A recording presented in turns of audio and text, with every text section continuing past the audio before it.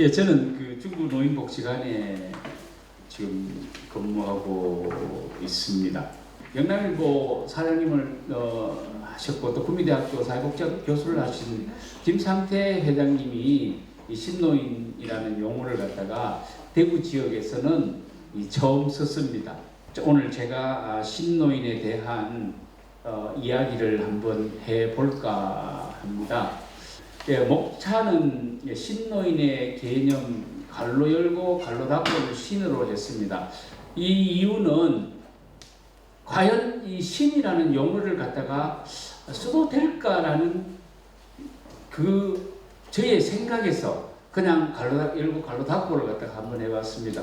개념에 대해서 알아보고요. 두 번째가 자 그러면은 노인의 모습은 어떠하길래 이 새로운 신이라는 것을 붙여서 이야기하는가 하는 부분에서 노인의 모습을 정리를 해봤고요. 자, 세 번째. 자, 그러면은 노인의 모습으로 일어나는 고령화 상황은 어떠한가에 대해서 한번 살펴보고자 합니다. 그리고 자, 그렇다 그러면은 노인의 규정. 신노인은 몇 살이고 노인은 몇 살인가? 그 다음에 또 신노인은 노인을 어떻게 규정을 하고 노인을 어떻게 또 규정을 하는가 하는 노인의 규정에 대해서 알아보고요. 다섯 번째는 이제 신노인으로 이제 살기 위해서 노인의 사회 참여는 어떻게 이제 할 것인가 하는 부분으로 정리해 보겠습니다. 신노인의 개념입니다. 이 신노인은 그 일본 그 히노하라라는 박사가 의사신데 105세에 돌아가시는 의사 선생님이세요. 만들어낸 신조입니다. 뒤에서 설명을 하겠지만은 한국과 일본의 고령화 차이는 한 15년간을 갖다가 차이가 있는데 대단히 지금 현재가 우리나라가 노인 인구가 한 18%가 넘는다면 일본은 30%가 넘는 초초고령화 사회입니다. 그래서 우리보다 빨리 늙어가는 세계에서 가장 빠르게 늙어가지만은 현재 우리나라가 세계에서 가장 또 빠르게 늙어가거든요. 그래서 이 교과서적인 나라가 일본이라는 부분인데 히노하라 박사가 이 일본의 고령화 상황을 보면서 현재의 노인의 모습으로 고령화가 깊어진다면은 일본 사회는 더욱더 어려워질 것이다. 그래서 새로운 노인이 이제 되어야 한다라는 것을 주창을 하고 만든 것이 신노인입니다. 그래서 노인의 연령을 65세에서 75세로 연장을 갖다가 하고 그 다음에 노인이 돌봄의 주체에서 사회를 책임지는 주체로 변하지 않으면은 일본 사회가 어려워진다라는 개념에서 신노인 운동을 썼습니다.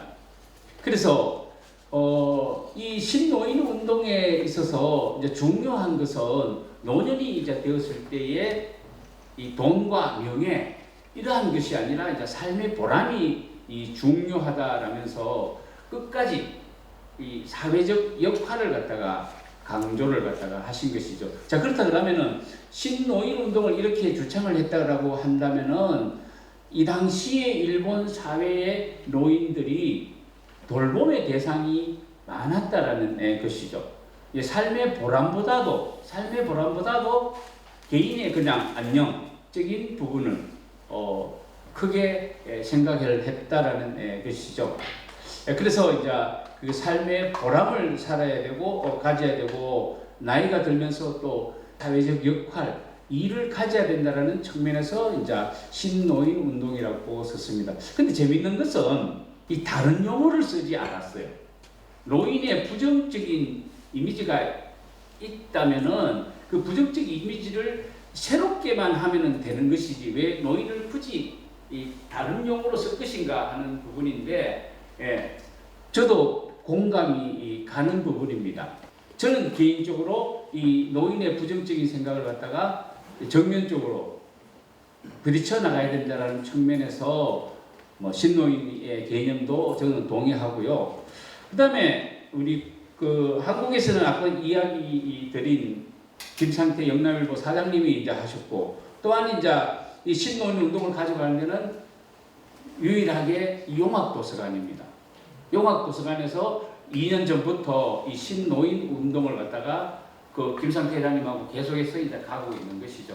그래서 원래는 이제 신노인 운동으로서 이제 디지털이 중요하다라고 해서 이제 가져가고 있는데, 여기에서 용학도서관이 이제 우리 김상진 관장님의 이 신문에 난 기고한 글을 갖다가 보면은, 신노인은 기존의 가치와 사고를 고집하기보다는 빠르게 변화하는 사회에 적응해 사회적 역할을 마다하지 않는 노인을 뜻한다.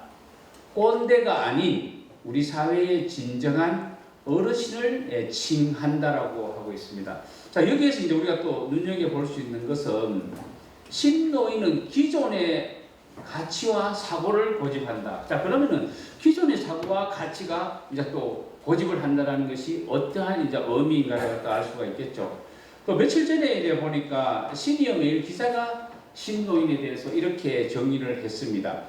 이전의 노인과 전혀 다른 의식과 행동 양식. 그럼 이전의 노인과 전혀 다른 의식과 이제 맥락을 같이 하겠죠. 기존의 사고와 이제 가치 양식으로 노인이면서 노인 같지 않는, 노인이면서 노인 같지 않는, 또 본인 자신도 노인이라고 생각하지 않는 노인을 신노인이라고 한다라고 규정을 하고 있습니다. 노인인데 노인 같지 않다. 이걸 어떻게 규정을 갖다가 해야 돼? 어떤 특성이 있길래 노인인데 노인이 아니다라고 할 수가 있을까 하는 것이죠.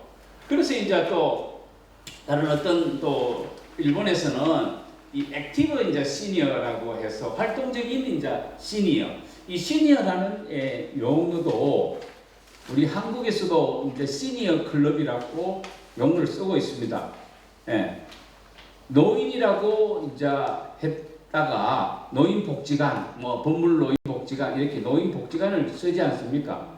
그런데 이 2000년도 들어와서 일자리라는 이제 개념, 사회적 역할이라는 개념을 가지면서 보건복지부에서 공모를 했습니다. 노인 대신에 다른 용어가 무엇이 있을까요? 그래서 이제 공모를 했는 것이 시니어입니다. 연장자라는 뜻이죠. 그래서 이제 시니어 클럽이라는 용어를 썼어요. 하니까 지금은 익숙해졌습니다만은 20년 전까지만 해도 시니어라는 용어가 나올 때 대단히 혼동스러워했습니다. 시니어 클럽 하니까 거기 춤추는 곳이냐, 뭐 이렇게까지 이제 했는데, 어쨌든 활동적인 노인연 측면에서 액티브 시니어, 액티브 시니어란 65세에서 75세 사람들을 가리키는 것이다. 앞서 이야기한 히노하라 박사가 이야기한 이 나이를 갖다가 올린 개념이라고 볼 수 있겠죠. 정년퇴직 후 시간적 경제적으로 여유가 있으며 노인으로 취급하기에는 좀 이른 세대를 말한다. 그 특징은 평생 현역을 지향하며 활기차고 일과 취미에도 의욕적이고 자기 나름대로 가치관과 라이프 스타일을 가지고 있고 소비 의욕도 높은 사람을 액티브 시니어라고 합니다.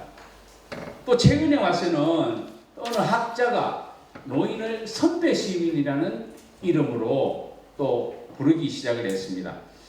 앞서 그 신노인 개념하고 비슷한데요. 돌봄의 대상이 아니라 이제 이것은 국가의 사회권과 인권 보장을 요구하고 이를 위해 조직하는 시민을 또 선배 시민이라고 하고 있습니다. 유범삼 씨 이 양반은 선배 시민을 공동체를 돌보는 노인을 변화를 만들어 가는 이제 노인이라고 이제 했는 것이죠.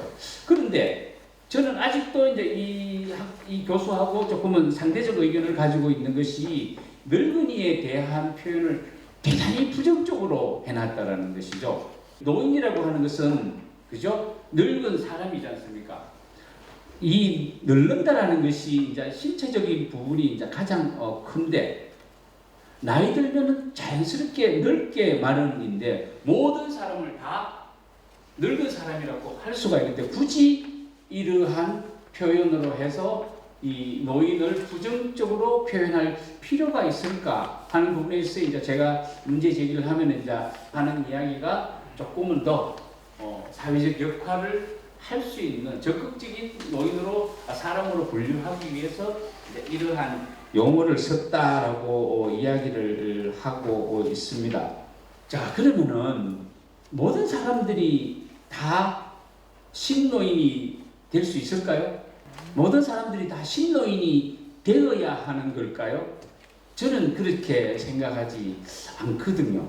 모든 노인들이 나이가 들면서 다 액티브한 사람이 될 수가 있을까요? 모든 노인이 다 선배 시민이 이제 될 수 있을까요? 하는 부분에 있어서 우리는 인간에 대한 늙음에 대한 이해가 이제 필요하다라는 것이죠. 물론 이제 이렇게 주장하는 이유는 이렇게 노년을 보내게 되면은 보다 주체적이고 적극적인 이 노년을 갖다가 끌고 감으로써 훨씬 행복한 삶을 노년을 갖다가 영위할 수 있기 때문에 이러한 용어들이 나오는 것 같습니다. 그래서 제가 가장 반발했던 부분이 이 노인에 대한 용어에 대한 부정적인 부분을 가지고 제가 가장 반발했던 부분이 자 그러면은 거동하지 못하는 상태에서 돌봄만 받는 상태에서의 노인을 당신은 어떻게 보느냐 하는 것이죠.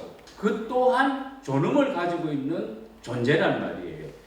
예. 그래서 일단은 신노인으로 살기를 강의에 앞서서 이러한 개념들은 밝혔지만은 제가 개인적으로 표현하고 싶은 부분은 이 노년의 인간으로서의 존엄은 그대로 있다라는 것을 가지고 진행을 해보고자 합니다. 자 그러면은 앞서 그 이전 세대의 사고와 의식이라고 했는데 그리고 또 이 도대체 노인의 모습은 어떻길래 신노인이라는 용어를 갖다가 써가면서 이렇게 이야기하는가인데 이 계신 분들 제가 봤을 때 다 65세 뭐 이상이라고 보자면은 노인의 모습은 어떠한 모습입니까? 노인의 모습은 어떤 모습이길래 이러한 새로운 용어를 만들어낼까요? 제가 학교에서 이제 노인복지론 강의를 갖다가 하면서 똑같은 질문을 합니다. 여러분들이 생각하는 노인은 어떠한 모습인가라고 이야기를 하면은 대부분 다 부정적인 이야기로 이야기를 합니다. 방금 이야기한 고집스럽다. 그 다음에 질병이 많은 사람이다. 부터 시작해서 험한 말까지 막 나옵니다. 조금 전에 이야기하신 성숙해가는 사람, 시간적 여유가 많은 사람이라고 젊은 사람들은 이야기를 잘 안 해요. 노인에 대한 부정적인 부분들이 꽉 차져 있는 거예요. 그러다 보니까 이 신노인이라는 용어가 나오기 시작을 하는 거예요. 정말 대화가 안 통하는 사람. 또 노인복지가 늘면 청년 부담만 커진다라든지 그 다음에 정말 싫다. 노인 때문에 일자리가 더 감소할 걸. 이렇게 이야기가 나오는데요. 노인복지가 늘면 청년 부담만 커진다. 라는 부분은 일정 부분 됩니다만은 노인 때문에 일자리가 감소하지는 절대 않습니다. 일자리의 형태가 달라지는 것이거든요. 그래서 어쨌든 이러한 의견들이 있는데 실제 얼마 전에 이제 그 노인에 대한 인식을 조사한 것을 보면은 국민 10명 중에 7명은 노인에 대한 인식이 긍정적이지 않다라고 나타나 있습니다. 그 이유가 이 저성장과 빠른 고령화가 맞물려서 이제 또 평균 수명의 연장 등으로 노인에 대한 기대나 인식이 이제 달라졌기 때문입니다. 과거에 있어서는 이제 존경의 이제 대상으로 그죠? 부모님과 같이 살고 있었기 때문에 노인에 대한 긍정적인 면이 있었습니다만 지금은 이제 달라져 있다라는 거죠. 그럼 무엇 때문에 그렇나라고 했을 때 말이 통하지 않고 막무가내다. 노인과 청년 세대 간의 갈등이 이제 심각해진다.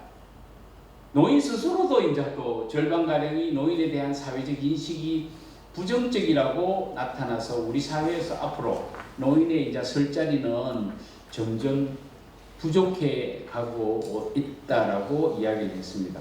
자, 그러면은 어떤 그러면 노인을 요구를 하느냐 했을 때에 현 세대가 요구하는 노인상은 소통이 가능한 노인. 이 소통이 잘 안 되는 모양입니다. 그죠? 이 소통 이야기가 계속적으로 나오는 거 보니까요. 또 다른 세대를 존중하며 자신의 주장을 바꿀 줄 아는 유연한 노인을 희망을 한다. 그래서 존경스러운 노인상은 도덕적이고 자기 개발을 하고 도전을 하고 모범을 보이는 액티브한 노인상을 원한다라고 나와 있습니다. 자, 그러면은 이러한 부정적인 의식이 나오게 된 그 배경이 어디에 있겠습니까? 노인에 대한 부정적인 인식이 이래 높은 이유가 어디 있을까요? 시대적 상황이 급변하기 때문에 그렇기도 합니다. 또 어떤 이유가 있을까요? 평균 수명의 연장도 있겠죠. 그럼 노인 스스로는 왜 부정적이 됐을까요? 왜 고집불통이 됐을까요? 저는 이제 교육의 문제와 또 우리나라 상황적 문제로 해서 노인이 부정적으로 남아있지 않나 그런 생각이 듭니다. 노년이 되어서 어떻게 살아가야 된다라는 교육을 받은 적이 없어요. 노년이 되었을 때 어떻게 살아야 된다. 제가 아는 상식에서 일본 교육 같은 경우에는 어릴 때부터 이 사회 참여, 사회 봉사에 대한 이야기를 갖다가 많이 하거든요. 그래서 나이가 들수록 사회에 대한 역할과 봉사를 갖다가 하게 되는 것인데 우리 사회는 그렇지가 못해요. 그냥 정년 맞지만 땡이라 어디를 갈지를 몰라요. 교육이 가장 큰 영향이라고 봅니다. 그러다 보니까 그 가운데서 또 경쟁적인 우리가 그 대단히 빠른 성장을 갖다가 해왔던 부분이거든요. 되게 빠르게 경제 성장을 하다 보니까 그 성장통을 앓으면서 그 교육적인 이 문제하고 같이 맞물려 가지고 경쟁적인 사회를 갖다가 계속 만들다가 보니까 나이가 들어서 뒤처지게 이제 되는 부분도 있고요. 두 번째가 이제 경제적 상황인데 상대적으로 이 경제적으로 여유가 있으면은 질병 발병률이 낮아요. 국가 전체적으로 봤을 때 우리나라 노인이 경제협력개발기구 노인들 중에서 최고로 가난한 나라입니다. 국가적 대응마저도 최고로 낮은 나라입니다. 노인 문제에 대해서. 그런 이유들이 이제 어디에 있는가 이래 보면은 1988년도에 우리가 국민연금을 갖다가 가입을 갖다가 했습니다. 노후에 자금이 없어요. 정후에 자금이 없어요. 원래 국민연금에서 조사를 했는데 우리나라 평균 국민연금이 얼마인 줄 압니까? 53만 원 정도가 된답니다. 평균이 53만 원이니까 이하도 많겠죠. 제가 60년생인데 60년생의 국민연금 평균이 한 80만 원에서 100만 원 사이가 됩니다. 제조업체 근로자들한테 물어봤답니다. 국민연금 얼마냐고 했더니 40만 원을 받는데 그것도 많이 받는 사람의 이야기가 40만 원이랍니다. 그분이 65세가 넘었는데도. 자, 그렇게 봤을 때에 우리나라 노인들은 대단히 빈곤하다라는 것입니다. 가장 결정적인 사건이 생기는데 1997년도 12월에 생긴 IMF라는 부분이 우리나라를 갖다가 완전히 강타를 갖다가 해가지고 절대 빈곤층에 있던 사람들이 사회 수면 위로 다 떠오릅니다. 그때부터 이제 우리가 복지적으로 이야기를 하자면은 그 생활보호법을 시행하던 그 시기만 해도 가난은 개인의 책임이라고 했는데 IMF 이후에는 가난은 빈곤은 사회적 책임이다라고 해서 바뀐 것이 국민기초 생활보장법이라고 해서 생활보호 대상자에서 수급권자로 이제 권리를 가진 사람으로 바뀌게 이제 되는 것이죠. 그 당시에 97년도에 40대라면 지금 몇 살입니까? 50대라면 지금 몇 살입니까?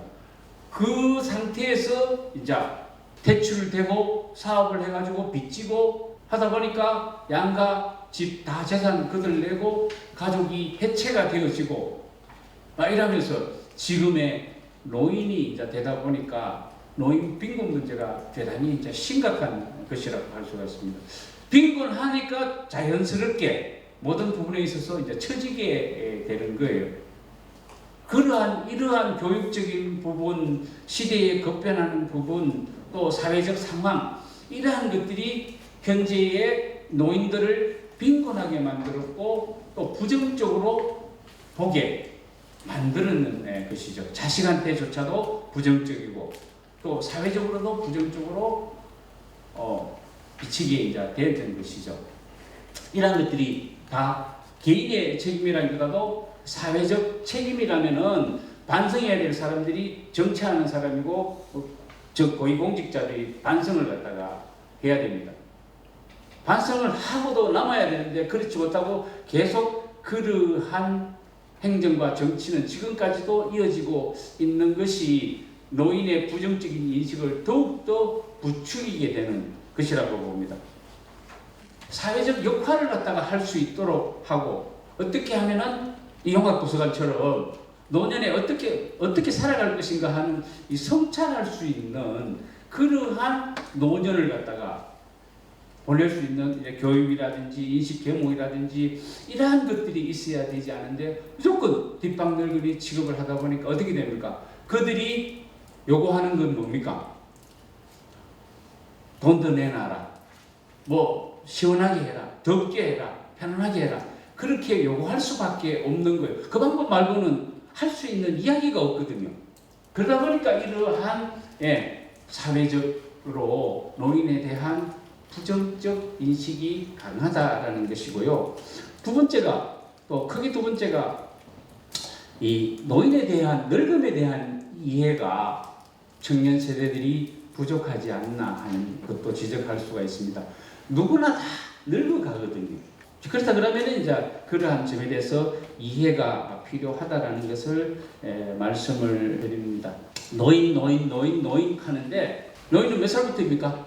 법적으로 65세, 만 65세다, 그죠? 그런데 물었습니다. 노인이 나는 몇 사람입니까? 했더니 75세요, 80세요, 막 이러신 분들이 많거든요. 그 이유는 어디에 있습니까? 주관적인 나이. 자, 그럼 오늘 신노인 운동에 있어서 신노인이란 이제 결론이 나왔네요. 주관적으로 삶을 살면은 노인이 안 된다. 이러한 결론이 나오지 않습니까? 그죠? 자, 그러면 이제 그 주관적인 나이는 어떻게 해서 이제 만들어지는가 하는 것인데요. 우리가 신체적 나이, 생물학적 나이, 심리적 나이, 사회적 나이, 그 다음에 주관적 나이, 기능적 나이, 이러한 여러 가지 나이가 있습니다. 이 나이들이 결합을 하면서 주관적인 연령을 갖다가 형성하게 되는 것이거든요. 형성하게 되는 것이거든요. 옛날 말이 뭡니까? 애 늙은이라는 것이 있죠. 그것도 어떻게 됩니까? 젊은데 늙은 행동을 한다라는 것이 되고, 또한 나이가 들었는데 이런 예를 들어서 기능적으로 잘 다루게 되면은 젊으시네요.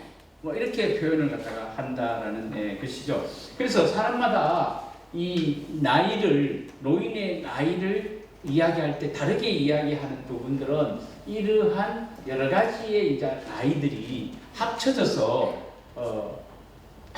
노인의 나이는 몇 살이다라고 뭐 이야기하는 것 같습니다. 그래서 오늘부터 이제 시작되어지는 용학도서관의 신노인으로 살기 부분에 있어서는 이번에 주제는 이러한 기능적인 부분을 많이 강조를 합니다. 그래서 뭐 2회차, 3회차부터 시작해가지고 디지털에 대한 스마트폰부터 시작해 디지털에 대한 것들의 이야기들이 많이 있는 것 같습니다. 그래서 이 노인의 나이 65세부터는 1950년도인가 그때 이제 유엔이 정한 이 노인의 나이가 65세입니다. 앞서 이야기한 대로 65세를 정해놓고 쭉 세월이 흐르다 보니까 노인의 나이를 막 지저분 이야기를 다 하니까 이래도 안 되겠다. 얘가 새롭게 유엔에서 노인의 나이를 이제 규정했는 것을 0세에서 17세를 미성년자, 18세에서 65세를 청년, 66세에서 79세를 중년, 80세에서 99세를 노년이라고 새로이 유엔에서 2015년도에 정했습니다. 근데 희한한 것이 이러한 나이에서 65세 나이에서 이렇게 바뀌었다라고 했는데 조금 전에 흥이라는 이야기가 나왔는데 그 이야기는 뭐냐? 아, 내가 노인인 줄 알았는데 청년이구나? 라는 이제 그런 자각 때문에 이제 일어났던 하나의 그 외마디 외침이라고 할 수가 있는데, 그리고 이렇게 되니까 생각하는 순간 젊어져요. 희한하게. 이렇게 이제 나이가 바뀌어가고 있습니다. 자, 그러면은 노인으로 살든 신노인으로 살든 그렇게 살면 되지. 뭐가 문제고? 자, 그러면은 이 고령화를 일본에서 고령화가 일어나고 있는 상황, 지금 노인 인구가 30%가 넘었는데 어떠한 사회적 현상들이 노인 문제가 일어나고 있는가를 갖다가 살펴본다면은 조금 더 적극적으로 노년을 준비해야 되고 사회적 역할을 해야 된다는 것을 우리가 미루어 그 답을 갖다가 찾을 수 있다라고 봅니다. 먼저 한국의 고령화 상황을 살펴보면요, 우리나라는 세계에서 가장 빠르게 늙어가는 나라입니다. 그래서 보면은 한국은 26년이라고 하는 것은 이 고령화에서 이제 고령화는 이제 이 노인 인구가 8%, 고령 인구는 14%, 7%, 14%, 20%가 이제 초고령이 20%가 되는 것인데요. 우리나라는 26년, 일본은 36년, 프랑스는 154년입니다. 그래서 아이고 그래도 여기에서 이제 일본이 36년인데 일본은 준비를 하면서 이렇게 빨리 늙어가는 나라인데 우리나라는 준비 없이 이렇게 세계에서 가장 빠르게 늙어가는 나라이기 때문에 더 문제가 될 수가 있는데요. 여기에 보시면은 노인 인구는 이렇게 급속도로 올라가는데 출산율은 이렇게 낮아집니다.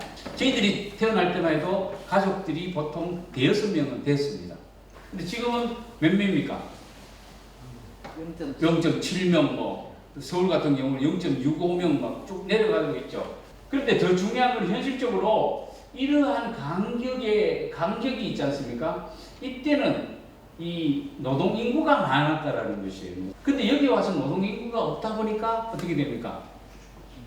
외국인 노동자, 또 출산 장려를 위해서 또 어떻게 됩니까? 다문화 가족들을 유입하게 되는 거예요.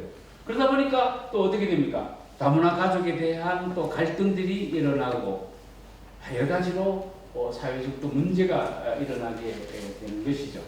그러면 한국이 이제 지금 심각한 부분을 이야기했는데 일본 사회하고 한국 사회하고 봤을 때에 여기가 일본입니다. 한국이 어떻게 됩니까? 이렇게 간격을 두고 있으면서도 급속도로 올라가게 되는 부분이죠. 그래서 어떤 통계에서는 2060년이 되었을 때에 우리나라가 일본의 고령화율을 능가한다 라고도 되어 있지만 어떤 또 통계에서 보면은 2045년에 우리나라가 일본을 능가하게 된다라고 표현을 하고 있습니다. 그럼 어떤 부분을 그럼 이렇게 능가했을 때는 어떠한 현상이 일어나는가 하는 것인데 그때까지는 가볼 수는 없는 것이고 10년 전에 일어난 일본 사회의 고령화 문제들을 한번 살펴보겠습니다. 무연사회가 일본이 대단히 가족 중심이거든요. 그런데 경제성장이라든지 또 고령화로 인해 가지고 이러한 연고가 없는 사회가 되어져요. 가족이 해체가 되는 것이죠. 그래서 다 보니까 이런 고독사, 고립공포, 공동체 파괴 이러한 것들이 일어나고요. 두 번째가 이 생활 불편이 일어납니다. 아파트가 다 들어서고 대단히 대형 마트가 들어서면서 동네 상권이 다 죽어버리게 되는 것이죠. 그러다 보니까 이러한 몸이 불편한 분들은 물건을 구매하고 싶어도 구매하지 못하는 구매 난민이 되는 것이에요. 구매 난민이 된다는 것은 뭡니까? 영양실조라든지 욕구가 또 좌절되는 그러한 노년을 보내게 되는 것이죠. 악질 사기, 독거 문제가 일어나고요.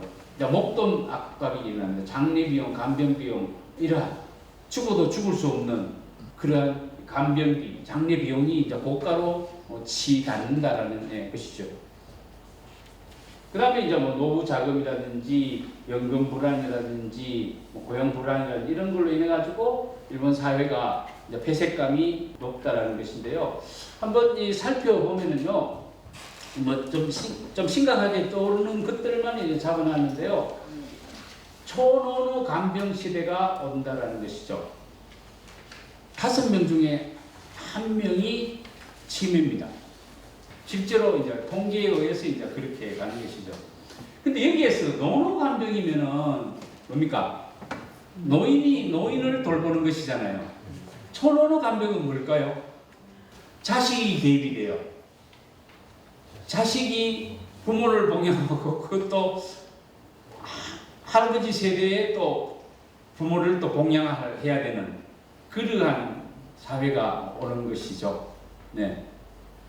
집안이 전체가 이제 간병이라고 보면 그러다 보니까 어떻게 됩니까? 이 간병 살인이 일어납니다.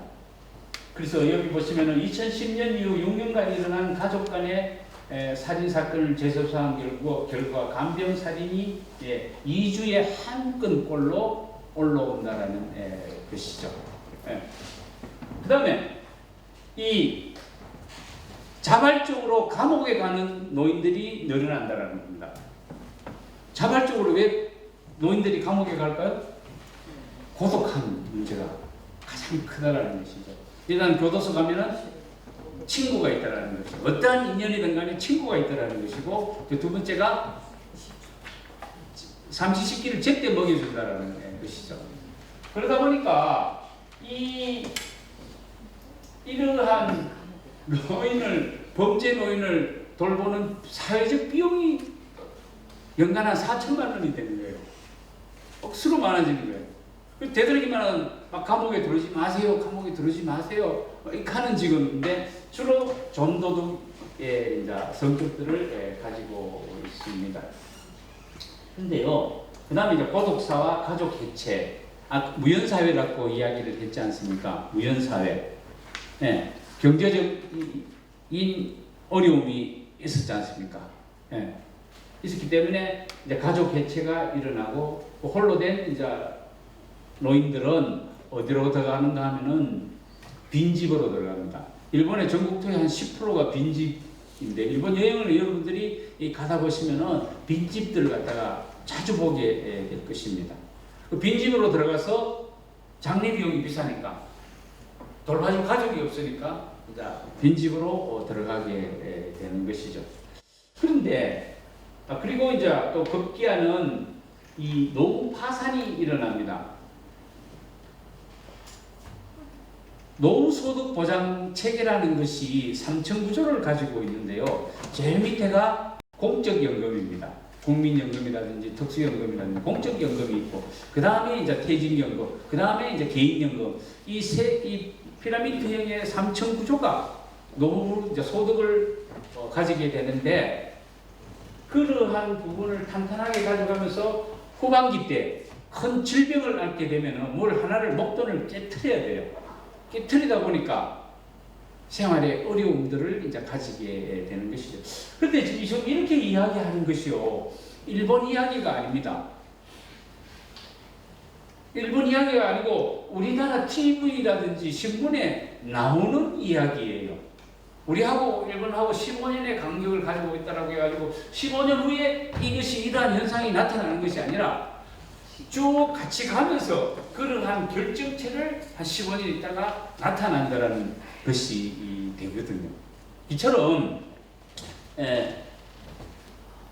고령사회의 위험이라는 부분들이 있습니다. 이 플랜 75라는 영화를 있습니다. 일본에서 만든 가상의 영화입니다. 가상의 영화입니다. 플랜 75라고 했을 때 일본 노인이 75세가 되는 사람들을 되면은 국가에서 그 75세 국민에게 죽음을 권면할 수 있는 법이 플랜 75라는 것입니다. 죽음을 권면하는 사회입니다. 물론 한국과는 달리 일본 사회는 이러한 역사적인 부분들이 있습니다. 우리가 흔히 아는 고래장 이야기가 일본에서 나왔다라고 하는데, 실제 일본의 고대 설화에 보면은 전쟁이 길어지는 가운데서 전쟁을 갖다 어느 한 지역에서 전쟁을 지속적으로 대응하기 위해서 노인을 버려라라는 칙령을 갖다가 내리게 됩니다. 그러한 것들이 노인을 버리는 산 이렇게 나와 있는데, 그러한 역사적 배경을 같이 하고 있는 것입니다. 결국은 이런 플랜 75라는 영화가 나왔는 그 이유는 무엇일까요? 이 노인 인구가 많아지는 것에 대한 경계를 우리가 해야 된다. 그냥 직역으로 해버리면은 노인은 쓸모없는 존재다 라고 하지만 그것이 아니고, 이 영화가 주는 메시지는 노인의 초고령 사회에 있어서 우리가 경계를 해야 된다. 저는 이제 또 그 밑줄을 꺼가지고 다시 또 그 경계의 뜻을 본다면은 노인이 사회적 역할을 해야 된다. 쓸모없는 사람이 아니라 쓸모있는 역할을 갖다가 해야 된다라는 점에서 이러한 이 영화 플랜 75가 나오지 않았나, 그렇게 생각을 해봅니다. 누구나 다 늙어갑니다. 인도의 시달타 왕자가 바깥으로 이렇게 시찰을 할 때 누워 있는 사람을 보게 됩니다. 피골이 상접하고 고름이 나오고 하는 거면서, 그래서 저 사람은 누구냐라고 했을 때에 노인입니다. 그렇구나. 내가 이 젊지만은 내 안에 미래의 노인이 살고 있구나. 인생이 흠하다. 이래가지고 다시 돌아가는 부분입니다. 저는 여기에서 이제 이 노화라고 하는 것은 인간으로서 불가피한 과정이지 죄를 지은 결과가 아니라는 것입니다.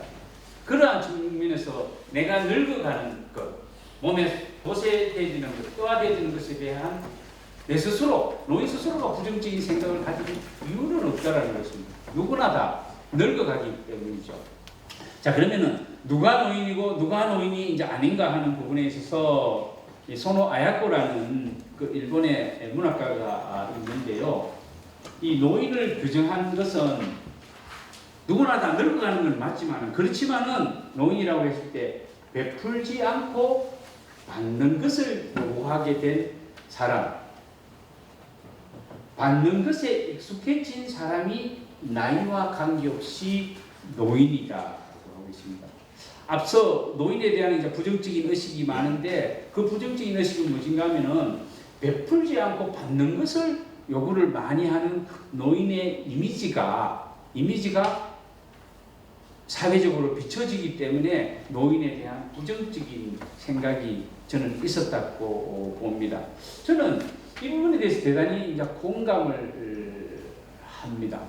아무 젊더라도 베풀지 않고 받는 것을 요구하게 익숙해진 사람을 노인이라고 한다면은, 여러분들은 노인입니까? 노인이 아닙니까? 자문을 해 보시기 바랍니다. 또 노인 중에서도 얼만큼 노인, 또 얼만큼 노인이 아닌 경우가 있겠죠. 그죠? 또 누가 노인이냐 했을 때, 이기심만 커지고 인내심이 사라지면은 완전한 노인이 된다. 이기심만 커지고 인내심이 사라지면은 노인이다라는 것이죠. 이기심. 왜 내 안 챙겨주노? 왜 내 안 챙겨주노? 어? 얼마 전에 제 선배가 65세가 작년에 됐는데, 그 누님이 저한테 하는 말이, 내가 65세가 됐으니까 너가 날 잘 챙겨줘. 나는 노인이야. 그래, 그때 막 제가 누님 자리. 그때부터 알아서 이제 몸이 카카오 택시 부르고 알아서 다 하시더라고요. 지금도 저한테 고맙다라고 해요. 고맙다라고 해요. 네. 이 20만 커지고 인내심이 사라지면 완전히 노인이 됩니다. 그러면서 이제 아픔을 견디는 것도 인생이다. 이 또한 노년의 자립이다라는 것입니다. 법물노인복지관 가가지고 강의를 하면서 노인은 누구냐라고 했을 때에 옷을 스스로 입고 벗을 수 없을 때 의지하게 되고 노인이 이제 된다라고 이야기를 하더라고요. 이 또한 이 자립의 마음가짐이 이제 중요하다라는 것입니다. 몸이 좀 불편하더라도 내 생활을 내가 스스로 어쨌든 극복해 나가면은 좋다라는 것이죠. 이 시몬 로드 모부아라는 이 사람이 또 이야기했습니다. 그러면은 내가 내 젊음은 다 갔다, 내 청춘은 다 갔다 라고 하는 그 노년은 누가 규정하느냐 하는 것인데요. 노년이란 나이가 들어서 늙은 시기를 말하며 나이를 먹어서 늙는다는 것은 한창 때를 지나서 쇠퇴하고 있다는 것을 이야기하는데 그 쇠퇴하고 절정에 다다르고 나서야 이제 여기서 쇠퇴하기 전의 상태인 절정의 위치를 어디를 말하는 것이냐 하는 것이죠. 그리고 그것을 누가 정하느냐 하는 것이죠. 내가 다 살았다 했을 때에 무엇 때문에 다 살았다라고 우리가 이야기를 하는 것입니다. 그거는 그 규정하는 사람에 따라서 달라진다는 것이죠. 나이가 중요한 것이 아니라는 것이죠. 그래서 나이가 노인을 규정하는 것이 아니라는 것입니다. 또 미국의 한 소설가는 인생은 숨을 쉰 횟수가 아니라 숨 막힐 정도로 벅찬 순간을 얼마나 많이 가졌냐 하는 것이죠. 나이가 많다라고 해서 이러한 숨 막힐 정도로 벅찬 순간을 경험 못하는 것은 아니거든요. 스스로 포기하는 것이죠. 스스로 포기하는 것이라는 거죠. 벅찬 순간, 벅찬 순간. 어떨 때 우리가 할 수 있을까요? 벅찬 순간을. 어떤 분은 이 숲길을 걸으면서 어머 이 꽃 봐, 아이고 아름다워. 한 발짝 옮기면서 어머 이 향기 봐. 이렇게 감동하시는 분도 있다라고 하는데 우리는 과연 얼마나 벅찬 순간을 갖다가 느끼고 있을까요?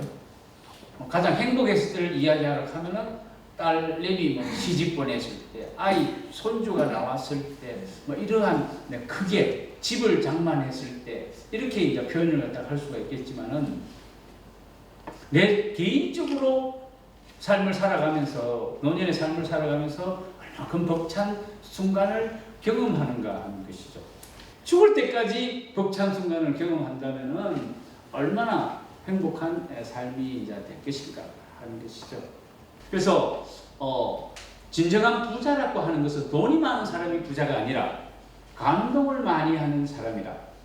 감동을 할 줄 모르는 사람은 세상에서 가장 가난한 사람이다 라고 하는 것이죠. 돈만 있으면 뭐예요? 권력이 많은 것보다는 뭐예요?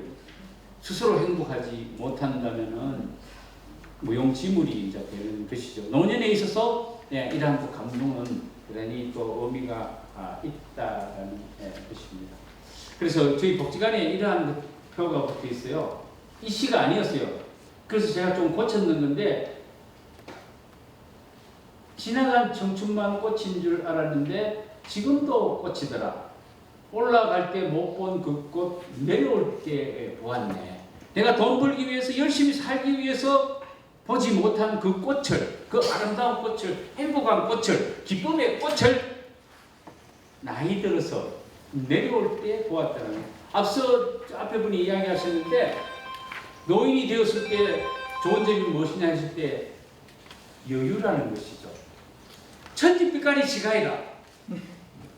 어느 날 제가 출근을 또 가는데 보니까 어르신이 세차를 하고 계세요. 동네에서. 저기 세차를 하고 계세요. 야, 저기 여유구나. 저기 여유구나. 할 게 많다라는 것이죠. 시간이 주어져 있다라는 것이죠. 온전하게 주어져 있는 것이 노년의 시간이라는 것이죠. 자, 그러면은 이제 어떻게 이제 살 것인가, 마음가짐에 대해서는 이제 알아봤습니다만 어떻게 이제 살 것인가 하는 부분에 있어서 이제 노인의 이제 사회 참여 역할로서 한번 또 정리를 해 보겠는데요. 과거에 있어서는 청소년기의 교육, 청중년기에 일을 하고 노년기에 여가를 가지는 시기였습니다. 지금은 연령 통합 일생 과정입니다. 교육과 일과 여가가 함께 했을 때에 더욱더 노년이 행복하다는 것이죠. 이것만 산에만 맨날 댕기고 일만 맨날 하고 배우기만 맨날 배우고 해서 그건 재미가 없다라는 것이죠. 지금은 교육, 일, 여가 여기에 이제 플러스를 하자면은 역할, 봉사 이러한 것들이 이제 포함이 되어야 되겠죠. 그 저희 복지관에서 하는 말이 문화교육 프로그램이 이제 한 50개가 돌아가는데 배워서 남주작합니다. 배워서 그냥 뻥대기 하지 말고 배워서 남주작. 이게 뭔가 봉사단이라는 것이죠. 봉사하는 것이죠. 교육하고 일하고 여가하고 이렇게 있는 부분입니다. 그런 점에서 여러분들이 용학도서관을 이용하는 대단히 훌륭한 선택이고 참 잘하고 있는 곳입니다. 이 노인의 이제 사회 참여라고 하는 것은 넓은 의미와 이제 좁은 의미로 이제 둘 수가 있는데 우리가 온갖 활동들을 다 넓은 의미에서 이제 사회 참여라고 할 수가 있습니다. 그다음에 좁은 의미는 이웃과 지역사회, 국가나 복지나 발전을 위한 재반 활동에 이제 참여하는 것인데요. 노인 사회 참여에 대한 국가적인 근거는 자립, 참여, 돌봄, 자아실현, 존엄이라는 것들이 있습니다. 이러한 것들이 이루어질 때에 노인을 위한 나라가 된다라는 부분인데요. 저는 제일 좋아하는 것이 나이가 이러한 돌봄 가운데서도 자립이 있어야 되고 참여 가운데서도 자립, 자아실현에 있어도 자립, 존엄에 있어도 자립. 자립을 대단히 중요하게 강조하고 싶습니다. 그래서 신노인이라고 표현하기보다 나는 자립노인이라는 용어를 갖다가 표현하고 싶은 것입니다. 노인 사회 참여의 방향이 하나가 이제 아까 용학도서관에서 이제 이 신노인으로 살기에 지속적으로 가져가고 있는 디지털 에이징입니다. 디지털 에이징. 디지털 기기들을 스스로 잘 만져가면서 이제 늙어가는 그러한 노년을 이야기를 하고 있습니다. 실제 디지털 에이징의 사례들이 저희 이제 복지관에서도 이루어지고 있고 이제 뭐 서울에서도 이루어지고 있는데 저희 복지관에서는 시니어 스마트 사업단이라고 해서 노인을 스마트로 돌보는 가르쳐주는 사업단이 있습니다. 처음에 이 가르쳐 주시는 분들이 처음에 노인교육 스마트폰 프로그램들을 배웠어요. 학생이었습니다. 학생이 이제 좀 더 성장을 해서 또 다른 학생을 이제 가르쳐 주고 있죠. 그래서 여기에 사회서비스생이라는 일자리인데 한 달에 7,80만 원의 용돈을 벌면서 또 가르쳐 주는 보람을 이제 가지는 것이죠. 그러다 보니까 어떻게 됩니까? 남녀 관계가 형성이 돼요. 집단이 형성이 돼요. 그 다음에 또 뭐 디지털 쪽의 개념인데 이분들이 이 약간의 경증 치매 어르신들 인지증 같이 놀아주는 사업을 하고 있어요. 내 친구도 여기에 지금 활동을 하고 있는데 천하의 저는 고집쟁이라고 하는데 여기에 들어가서 할머니들하고 이렇게 놀고 있는 모습을 보면서 참 역할이라는 것이 중요하구나라는 것을 느끼게 되었습니다. 또 어떤 분들은 뭐 자기의 이제 생애 경험들을 가지고 하는 분들이 있습니다. 우리 동네 대장장이 해서 여러 가지 어떤 생활의 물품들을 고쳐주거나 하는 또 집 수리를 또 해주는 분, 또 이 앞산에 가면은 시스템 세차를 하는 분들이 있습니다. 일본에서는요 이렇게 이 협동조합이 대단히 활성화되어져 있습니다. 협동조합 일본 국민의 절반이 한 협동조합 활동을 하고 계신다. 이분들이 자연스럽게 늙으면서 고령자 협동조합을 만들어가요. 그래서 저도 지금 수십 차례 일본을 왔다 갔다 하면서 이러한 것들을 계속적으로 한국에 이제 연결시키려고 지금 노력하고 있습니다. 그래서 지금 현재 복지관에 그 협동조합을 2개를 만들어서 운영을 하고 있는데요. 일본 고령자 협동조합에 보면요, 신노인 운동에 조금 먼저 앞선 개념으로 이야기 나누겠습니다. 노인이라고 해서 누워 있을 수만 없다 해가지고 만들어진 단체입니다. 그래서 건강한 고령자가 좀 더 건강하게 일, 복지, 삶의 보람을 강조하고 있는 것입니다. 일, 복지, 삶의 보람. 이 삶의 보람이라고 했을 때는 개인적인 보람이 되겠고, 복지라고 했을 때는 동료, 지역사회를 건강하게 만들어주는 역할을 갖다가 복지라고 하는 일을 매개로 이제 하고 있죠. 이 3가지는 일본 노인사회에서는 대단히 어떠한 노인대학이든 간에 실버 인재센터라고 하는 일자리 기관이든 간에 연결이 다 되어져 있어요. 우리 사회는 지금 이러한 구호만 있지 그렇지는 이제 않다는 부분들이 있습니다. 그래서 일본 고령자 협동조합을 통해서 나이가 들어서 내가 신체적으로 경험적으로 부족한 부분들은 협동해서 서로 도와주는 방식으로 지내고 있다라는 것입니다. 그래서 일본 노인클럽은 지역사회를 기반한 이제 자조조직, 지금 용학도서관에서 지금 만들고 추진하고 있는 것도 하나의 이제 동아리 클럽들을 하고 있습니다. 자주성, 지역성, 공동성이라는 개념들을 가지고 노년기를 보내고 있다라는 것입니다. 저는 이 강인이 이러한 신노인으로 살기 이러한 것들이 다 끝나고 나면은 저는 자조조직이 만들어지기를 희망을 합니다. 그 자조조직을 통해서 또 다른 자조조직으로 또 파생시킬 수가 있는 것들이 많거든요. 제 경험상 확신합니다. 그리고 더욱더 행복한 노년을 보내더라고요. 행복한 노년을 보내더라고요. 그래서 이제 우리나라에서는 최초로 생긴 원주 노인 생활 협동조합이 생겼고, 이제 제가 이제 복지관에서 이렇게 시니어 스마트 협동조합, 태평 시니어 협동조합을 만들었습니다. 이거는 이제 스마트폰을 전문 강사를 양성을 하고 하는 이제 일자리 영역이고요. 태평 시니어는 사롱을 운영합니다. 카페가 아니고 교류할 수 있는 공간으로서 이제 제가 이제 사롱을 이라는 이름을 갖다가 지었는데, 지금 여기에는 한 50명이, 여기에는 한 20명이 일자리와 더불어서 적정 소득과 적정의 봉사를 통해서 보람을 얻어가면서 생활을 하고 계십니다. 자, 신노인으로 살기입니다. 제가 현재의 시니어 메일에 김창규의 노년 알쓸 신잡이라는 것을 연재를 하고 있습니다. 늙어갈 용기, 오늘이 가장 젊은 날, 잘 늙어가기 위한 기술, 노년의 친구, 웰다인과 사전어명, 인생은 소풍길, 늙는다는 착각, 매력있는 노인 만들기, 걷기 예찬, 내 인생의 가을이 오면이라는 글을 기고하고 있는데요. 이렇게 쓰는 이유는 바로 노년의 자립을 강조하는 부분입니다. 다른 말로 전환하면 신노인 운동이라고도 이제 조금 더 표현할 수가 있는데요.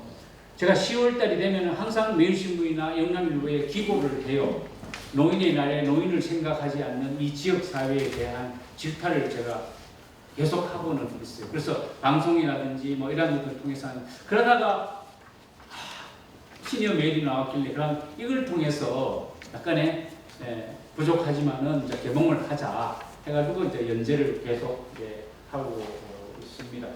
노년 생활에 필요한 것이 뭐냐고 쭉 한번 정리를 해봤어요. 보내주는 것들은. 그러니까 2가지로 했을 때는 배움과 우정을 이제 고전평론가의 고미숙 씨가 배움과 우정이라고 했습니다. 제일 중요한 걸 이제 들었을 때에 내가 배우는 것도 즐거움이다. 자, 그런데 그 배움을 알아주고 나눌 수 있는 친구가 있는 것이 이 두 가지가 자기가 노년에서 꼭 필요한 것이다라고 했거든요. 어떤 사람은 건강, 돈, 일, 또 건강, 돈, 친구. 5가지 절선 건강, 돈, 일, 친구, 꿈. 7가지는 건강, 배우자, 적정재산, 일, 친구, 취미, 자립심. 그래서 정리를 해봤을 때에 여러분들의 이제 생각은 어떨지 모르겠습니다만은 건강, 일, 친구, 돈으로 그분이 됩니다. 왜 돈을 제가 제일 뒤로 밀었는가 하면 돈은 이미 끝난 거예요. 지금의 상태에서 더 벌 수 있지는 않을 거라고 보거든요. 그렇다 그러면은 그걸 가지고 이제 어떻게 이제 관리할 것인가, 내 노년의 삶을 어떻게 사용할 것인가 하는 부분이기 때문에 뒤로 미루어 놨습니다. 여기에 배우자 있는데요. 배우자는 친구로 저는 넣어놨습니다. 왜냐? 배우자는 돌아갈 수 있거든요. 먼저 돌아가신다면 어떻게 돼요? 그럼 내 인생이 없어지는 건 아니지 않습니까? 그 때문에 이제 뭐 친구. 그래서 제일 중요한 건 어쨌든 건강이라는 것이고, 두 번째는 이제 일이라는 역할이라는 것입니다. 여기서 돈을 버는 일도 포함이 되겠지만은 이제 사회적 역할이 이제 되는 것이 봉사, 이러한 것들이 된다라고 봅니다. 김상태 회장은 신노인으로 살기 위해서는 첫 번째 앞서 세상이 빠르게 이제 변화하는 가운데서 적응을 하지 못하기 때문에 상대적으로 노인이 이제 불소통이 되고 고집스럽게 이제 된다라고 했는데, 세상에 변화하는 세상을 공부를 하라고 하고 있습니다. 늙어서 계속 공부하는 것이 육체적 운동에도 이제 육체적 운동 못지않게 질병 예방에 도움이 된다는 두 번째, 음미하는 삶을 살기라고 했어요. 하루하루를 의미 있게 구체적으로 살아야 된다라고 하고 있습니다.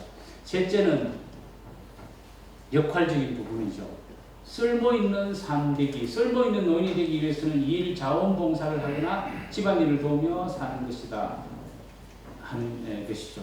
누가 나의 도움을 필요로 한다라고 생각을 하면은 내 존재감이, 내 가치가 높아지는 부분들이 있거든요. 나는 쓸모없는 사람이야 라고 하는 것보다도 쓸모있는 사람, 그렇게 하려면 어떻게 해야 되느냐, 이렇게 참여를 갖다가 통해서 할 수가 있는 것이죠. 변화하는 세상 공부하기, 업무하는 삶 살기, 쓸모있는 삶 되기라는 부분입니다. 여기에서 제가 잠깐 강조를 하는 것이, 여기에서 친구가 중요한 것은 맞아요. 근데 친구가 필요 없어도 되시는 분들이 있어요.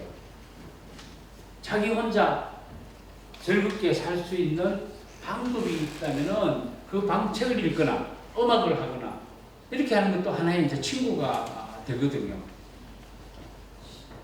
고독과 친구할 수도 있는 것이거든요. 고독과 친구할 수도 있는 것이죠. 그래서 친구 관계는 굳이 있으면은 좋겠지만은 내 스스로 고독과 친할 수 있다면은 친구가 없어도 된다라는 것입니다.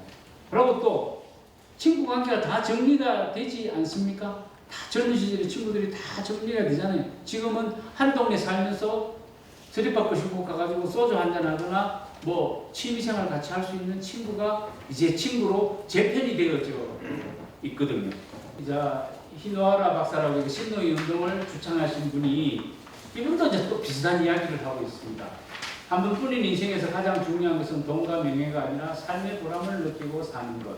행복한 노년을 보내려면 죽는 순간까지 인생의 현명으로 살아야 된다. 인생의 현명으로 어떻게 살 것입니까? 라고 저한테 질문을 한다면 고민을 하셔야 돼요. 그러니까 저하고 대화도 해가면서 찾을 수 있을 겁니다. 스스로도 고민도 많이 하시고. 자, 그러면은 신노인 장수 건강 생활 법칙이라는 것이 이제 이래 있는데, 죽는 시간까지 현역으로 산다는 자세 갖추기, 많이 사랑하고 많이 사랑받는 사람이 건강하게 오래 산다. 항상 창조하는 일을 하고 남을 위해 산다.